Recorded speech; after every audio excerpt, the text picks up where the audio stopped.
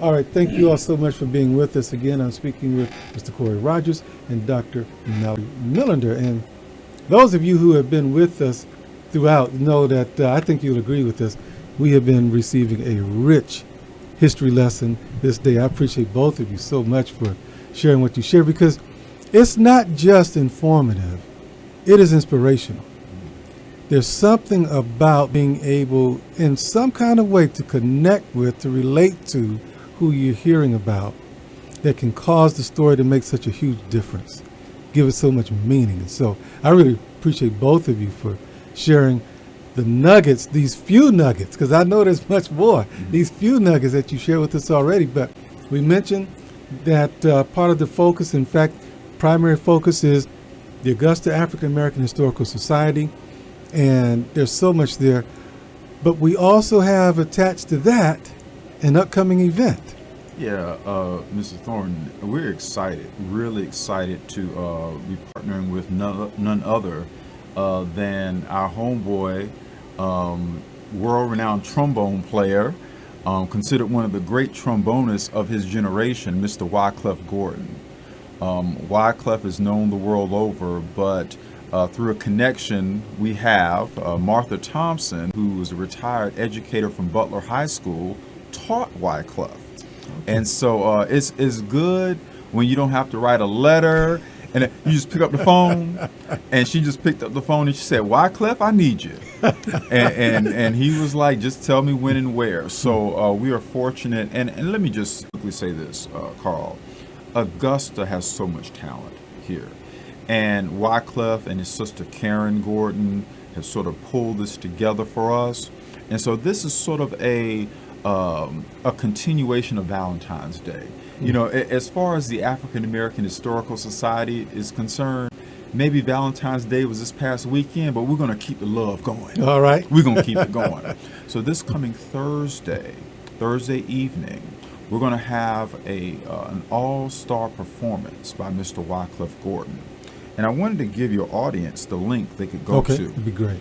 So this coming Thursday, if you go to facebook.com/Garden City Jazz, and that Garden City Jazz link, you can watch the video. Now, for donations, and that's what we're looking to do, because we would love to put up as many of these monuments as we can. So for donations, you could go to paypal.me/Augusta History. Give that to us again? Yeah, that's paypal.me/Augusta History. And through that link, you're able to donate. And then through the Facebook link on Thursday evening, you'll be able to view the performance. Awesome. Is there any admission fee for the donation will be your admission. Gotcha. Okay. So I'm curious, the monuments, I'm excited about that. Will they be going up in different parts of the city or in the same area? They're all on Laney Walker Boulevard. Okay. Between 9th Street and the railroad crossing up by the medical college. Gotcha. Okay. We would love to be able to go beyond that, but that's the vision initially. Mm-hmm. In fact, it was Ed McIntyre's vision to put up at least 50 monuments, and we've put up 23 so far. But the difficulty is, and why we need help from the community, is that a lot of these families has died out. For instance, I talked about Channing H. Tobias. We don't know of a single Tobias relative anywhere in the country now. But, you know, certainly he ought to be recognized. And we've got to come up with the money to do that. And so we need to have fundraisers such as we're going to do Thursday night and ask people to contribute so that we can get the money to recognize all of these people. And see, the thing that we really want to do is to recognize the oldest first. That is, people who made contributions in the 1800s and the early 1900s. There's a person, for instance, I'm fascinated about William Carpenter, and I'm not going to go off on another historical tangent, But this black man was so rich that the city of Augusta used to borrow money from him instead of going to the bank. Interesting. Yeah. Okay? He was rich. Oh yeah. I know you're not going to give us a lot of details, but could you tell us how he made his fortune? Well, he was in business. He was in business. And certainly he had an important furniture store. But he also owned over 400 acres Yeah. of land and used that to make money with. Interesting. It's interesting. If you look closely, I think a lot of people often, when you go into buildings, you go into churches, and you kind of go there for a specific reason, you know, church service on Sunday, or to transact a business, a business transaction. But if you look closely, often many of our historic properties hold the keys to our past. So you'll see William Carpenter's name embedded all over Tabernacle, where he was a member. Interesting. You'll see T.W. Josie's name, who also has a monument on Laney Walker. You see his name in different places: Pilgrim Insurance, Tabernacle Baptist Church. So our history is all around us. Sometimes it's just a matter of us waking up and finding it. Yeah. That's an excellent point. And Mr. Thorne, if you don't mind, I want to give everyone one last link. Karen Gordon has created an amazing website for us, and I want to give everyone Sure. that link. It is growingaugusta.co/AAAHS. Once again, that's growingaugusta.co/AAAHS.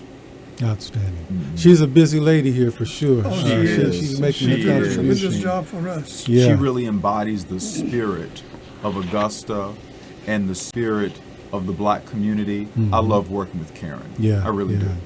I want to ask you, is there an average cost of each of these monuments? There is. The monuments usually average around between $3,600 and $3,800 each monument. And for your listeners, I implore you to go down to Laney Walker, take a stroll one day as the weather is starting to get nicer and nicer. Go down to Laney Walker and with your family. You can socially distance and look at some of the monuments. There's a really beautiful granite top with a brick base. And as you start going down Laney Walker, you'll see some of these extraordinary people. Dr. George N. Stoney, Dr. John Hope, Reverend William Jefferson White, the co-founder of the Augusta Baptist Institute, later called Morehouse College. So you get all these people that you can just sit back and enjoy. Judson Lyons, the Register of the U.S. Treasury under two presidents, Roosevelt and McKinley. You just can't beat a great Sunday afternoon walk down there. But the cost is about $3,600 to $3,800, and in my opinion, that's a worthwhile investment. I agree. And my guess is we have some people listening now. Some of them can take care of that $3,600 to $3,800 alone. Sounds good, my brother. Yeah. So we really want you all to take part in this. It's a way that you can contribute to greatness and be a part of it so much more intimately. I want to thank both of you for having come and having spoken with us today. We want to thank you for the opportunity. Thank you for giving us the forum. Yes. My pleasure. And so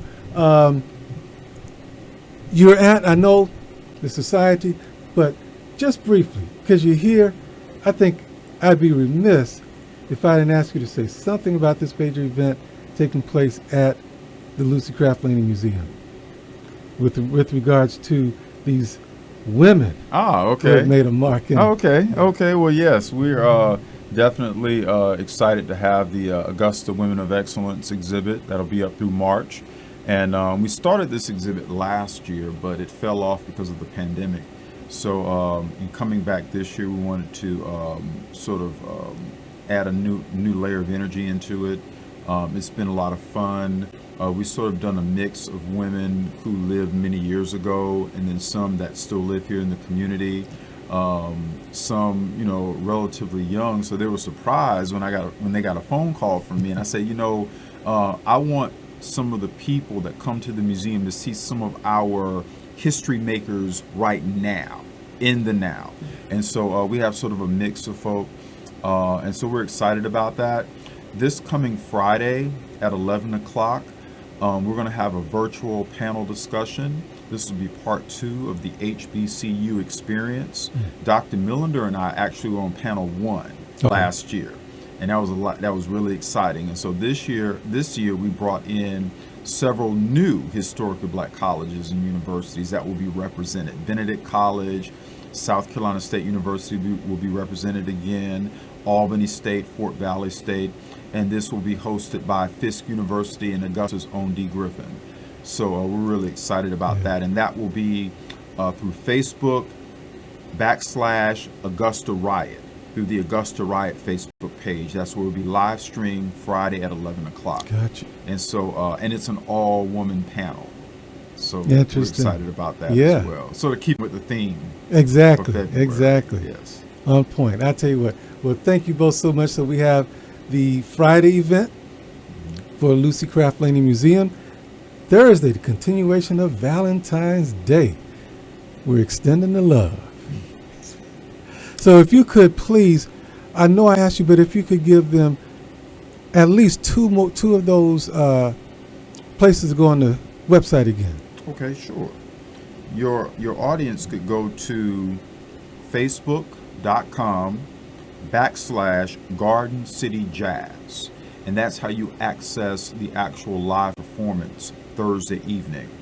But you can also donate to our society through paypal.me/Augusta History. Gotcha. Ladies and gentlemen, we do want you to please give serious consideration to making a contribution, a financial contribution.